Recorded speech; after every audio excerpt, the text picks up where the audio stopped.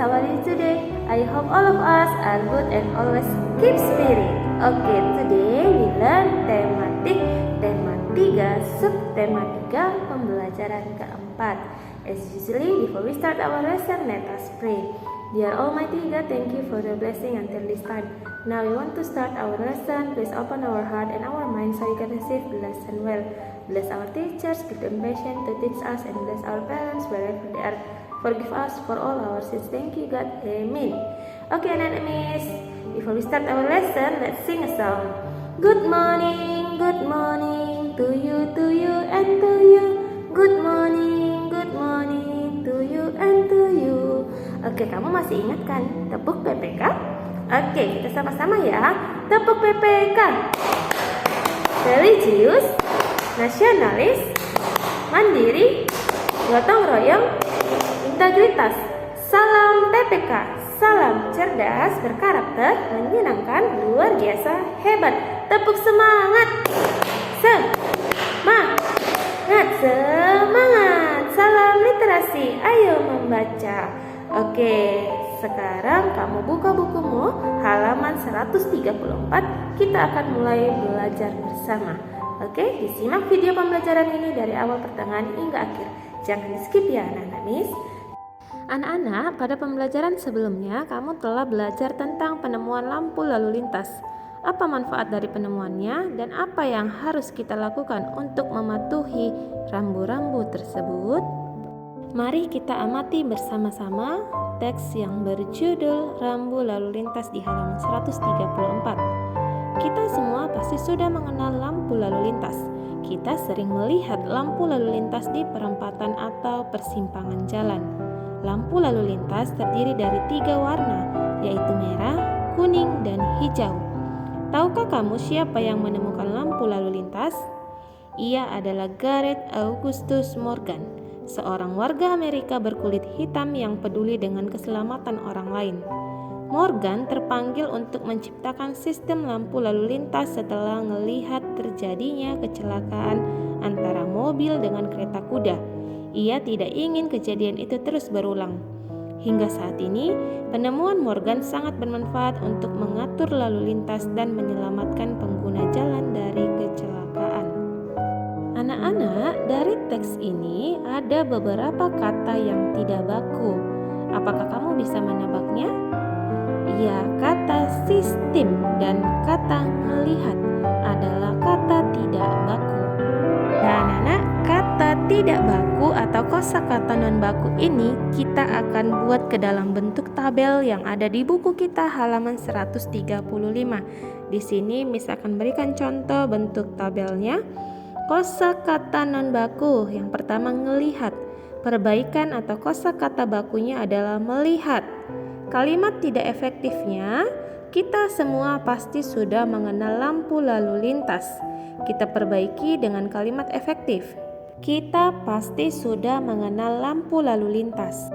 Kosakata non baku yang kedua yaitu sistem. Perbaikan kosakata bakunya yaitu sistem. Kalimat tidak efektifnya, Morgan terpanggil untuk menciptakan sistem lampu lalu lintas. Kita perbaiki dengan kalimat efektif, yaitu Morgan terpanggil untuk menciptakan sistem lampu lalu lintas. Nah, tabel ini anak-anak tulis ke dalam buku catatan ya. Anak-anak, tahukah kamu kapan kita menggunakan kosakata baku?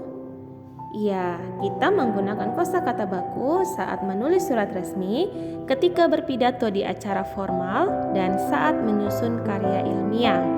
Lalu, mengapa kita menggunakannya? Ya, karena kata baku tidak terpengaruh bahasa lain atau bahasa pergaulan suatu daerah sehingga mudah dimengerti semua orang. Selain itu, untuk menjunjung tinggi bahasa Indonesia. 6th grade, kamu telah mengetahui bahwa lampu lalu lintas ditemukan untuk menciptakan keamanan dan kenyamanan bagi pengguna jalan.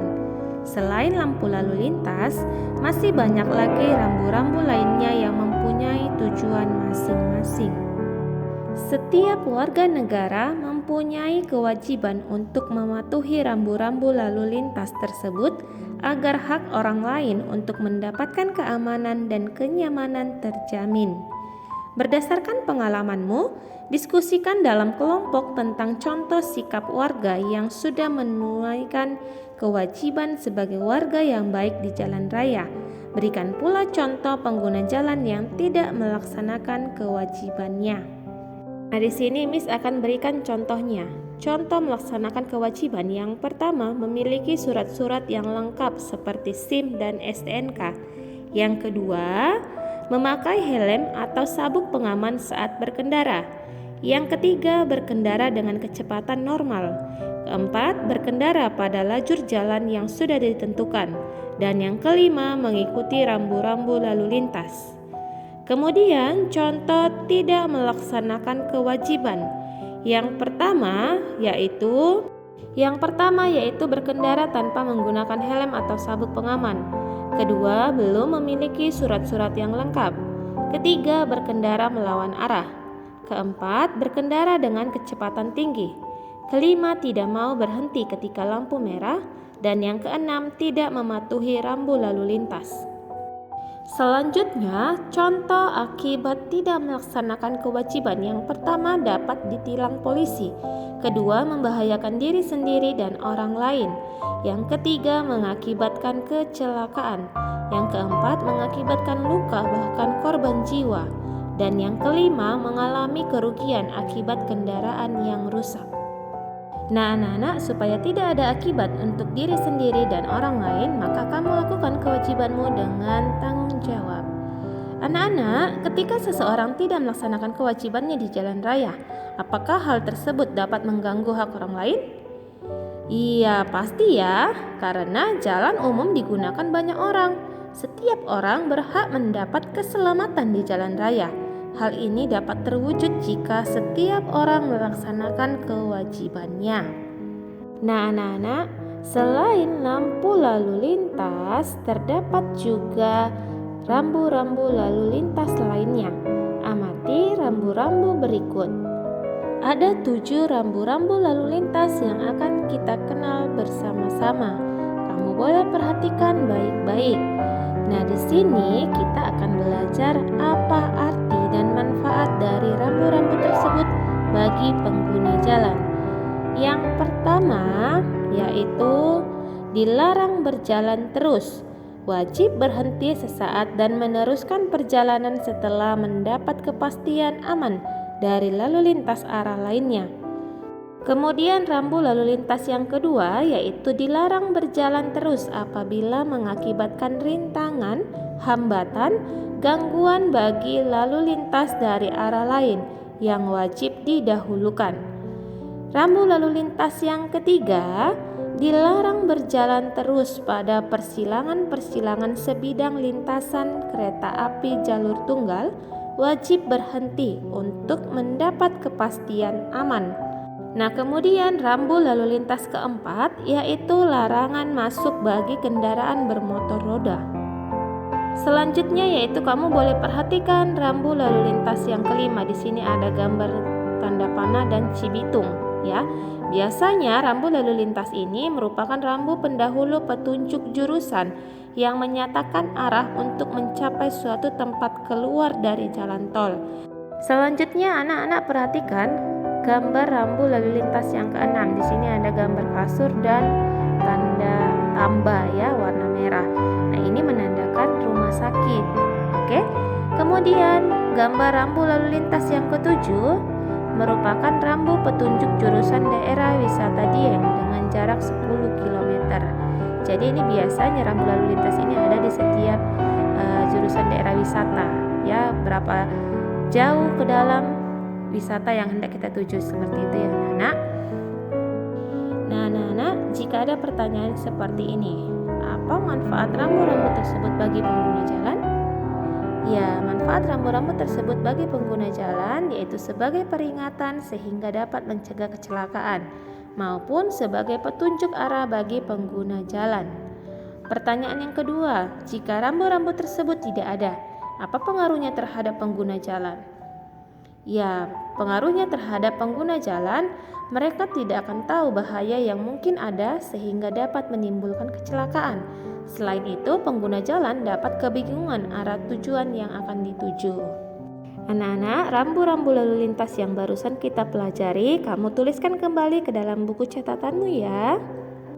Anak-anak, hari ini Miss memberikan tugas kepada kamu yaitu mengerjakan kegiatan 2 halaman 71 dari buku PBT 6C nomor 1 sampai 5. Kamu kerjakan di buku PR. Hari Sabtu ini buku PR dikumpul ya anak-anak Miss, jangan sampai tidak dikumpul. Nah, bagi buku PR-nya yang sudah dikumpulkan sama Miss Lisna, maka kamu mengerjakan tugas ini ke buku catatanmu ya. Oke anak-anak Miss, sekian dulu pembelajaran kita hari ini. Semoga video pembelajaran ini bermanfaat untuk kita semua. Miss ingatkan kembali kepada anak-anak Miss untuk tetap semangat belajar. Dan jangan lupa tulis materi pembelajaran kita hari ini ke dalam buku catatanmu. Oke anak-anak Miss? Oke, before we close our lesson, let us pray. Dear Almighty God, thank you for the blessing until this time. Now we have finished our lesson and we want to continue our activities. Please bless us, bless our teachers and our parents. Forgive us for all our sins. Thank you God. Amen. Okay, anak-anak Miss. Goodbye.